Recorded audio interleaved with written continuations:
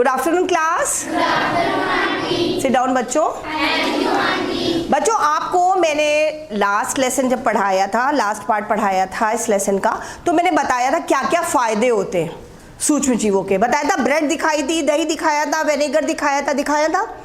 लेकिन सूक्ष्म जीवों से सिर्फ फायदे नहीं, नुकसान भी होते हैं। नुकसान किस रूप में होते हैं? हमें बीमार कर देते हैं।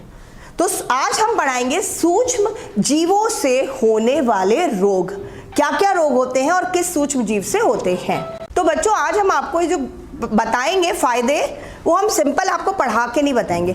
आज हम आपको एक प्ले के माध्यम से, एक नाटक के माध्यम से, छोटे से नाटक के माध्यम से बताएंगे कि जीवाणु, विषाणु या प्रोटोजोआ यानी सूक्ष्म जीव किस प्रकार हमें रोगी बनाते हैं। सबको मजा आएगा ना? चलो रेडी, स्टार्ट करते हैं। मैं वायु हूँ। मैं जीवाणुओं एवं विषाणुओं की वाहक हूँ।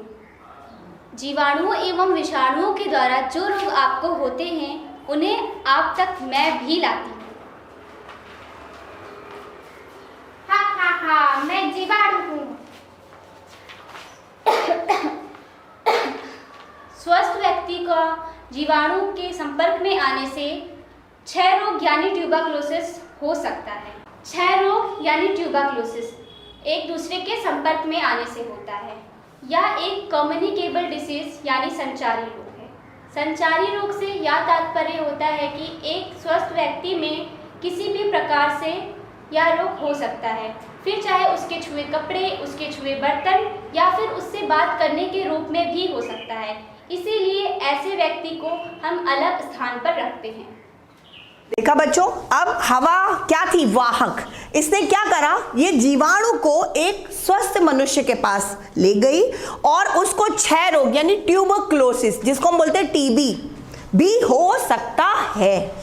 ठीक है। और ये क्या है? संचारी रोग, जिसमें जो मरीज होता है उसको हम बिल्कुल घर के बाकी लोगों से अलग रखते हैं, क्योंकि ये संचारी रोग सब बच्चे जानते हैं, जो छूत की बीमारी हिंदी में कहलाती है, जो किसी भी रूप में अगर हम एक दूसरे के संपर्क में आएंगे तो वो हो सकती है। ठीक है। हा, मैं विषाणु हूँ। खसरा पैरामाइट्सको वायरस परिवार के एक वायरस के कारण होता है। ये वायरस परजीवी रोगाणु होते हैं। जब एक बार आप इससे संक्रमित हो जाते हैं तो यह आपके शरीर में मौजूद कोशिकाओं पर आक्रमण करना शुरू कर देते हैं। मैंने इसको भी संक्रमित कर दिया। चिकन पॉक्स होने का कारण है वेरिसेला जोस्टर नाम के रोगाणु। ये रोगाणु जब आप पर अटैक करते हैं तो आपके शरीर में फुंसियों और चित्तियां विकसित होने लगती हैं। बच्चों अब आपने देखा, हवा वाहक जीवाणु को लेकर आई थी, क्षय रोग किया था। कौन सा रोग किया था? क्षय रोग। अब विषाणु को लेकर आई तो कौन कौन से रोग हो सकते हैं? चिकन पॉक्स और खसरा, यानी ये इसी का ही छोटा रूप है। इसमें छोटे छोटे लाल लाल दाने हो जाते हैं। और चिकन पॉक्स, इसको मीजल्स भी बोलते हैं, और चिकन पॉक्स में बड़े बड़े लाल दाने हो जाते हैं, जो कि अक्सर निशान भी छोड़ जाते हैं। ये तो सही हो जाते हैं लेकिन निशान रह जाते हैं। ठीक है, चलिए।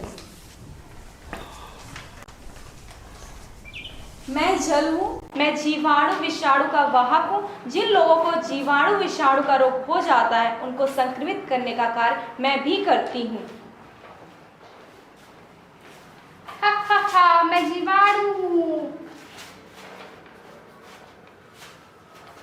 जीवाणु हूँ। मैं दूषित जल से फैलता हूँ। मुझसे गंभीर बीमारी जैसे डायरिया, डिहाइड्रेशन यानी शरीर में पानी की कमी हो जाती है। शरीर में पानी की कमी को पूरा करने के लिए मरीजों को ORS का घोल पिलाया जाता है। अगर घर में ORS का घोल उपलब्ध ना हो तो नींबू, चीनी, नमक, पानी का घोल मरीज को दिया जा सकता है। मैं कभी कभी लोगों को अत्यधिक संक्रमित कर देता हूँ, जिससे मरीज को उल्टी पॉटी ज़्यादा बार बार आने लगती है और मरीजों को ग्लूकोज भी चढ़ाना पड़ता है। अब बच्चों आपने देखा कि जीवाणु वायु के थ्रू भी संक्रमित किया उसने, और जीवाणु ने जल के थ्रू भी संक्रमित कर सकता है। यानी गंदा पानी, खुला पानी है, हमने उसमें कोई भी गिलास डाला और पी लिया, तो क्या हुआ, वहां पर जीवाणु पहले ही इन्फेक्शन कर चुका है उस पानी में। जीवाणु इन्फेक्शन कैसे करता है? जीवाणु अगर उसमें पनप जाएगा तो वो पानी इन्फेक्टेड हो गया, क्योंकि वो ढका नहीं है।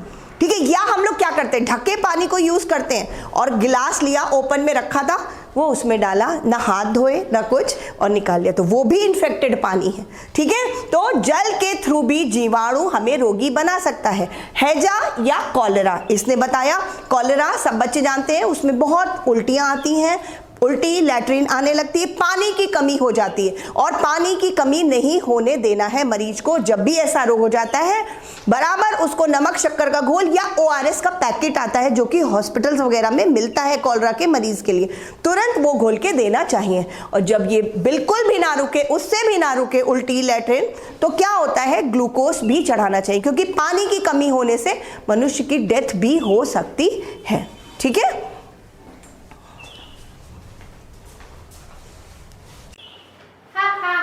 मैं जीवाणु हूँ। मैं गंदा जल हूँ। जिन लोगों को जीवाणु विषाणु का रोग हो जाता है, उन लोगों को संक्रमित करने का कार्य मैं भी करती हूँ। जल यानी कि गंदा जल।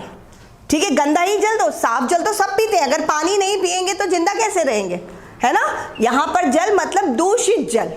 ठीक है, हाँ। यदि आप कीटाणु के मलमूत्र से दूषित भोजन, जल आदि पदार्थ का सेवन करते हैं या पीते हैं, तो आपको टाइफाइड बुखार भी हो सकता है। ठीक है, तो टाइफाइड और कॉलरा दोनों मिलते जुलते रोग हैं, जो कि गंदा या दूषित जल या खाने से हो जाते हैं।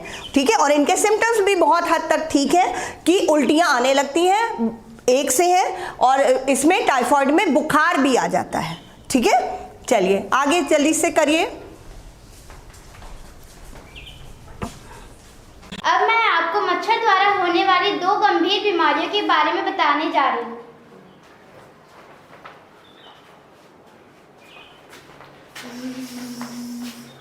मीठा खून।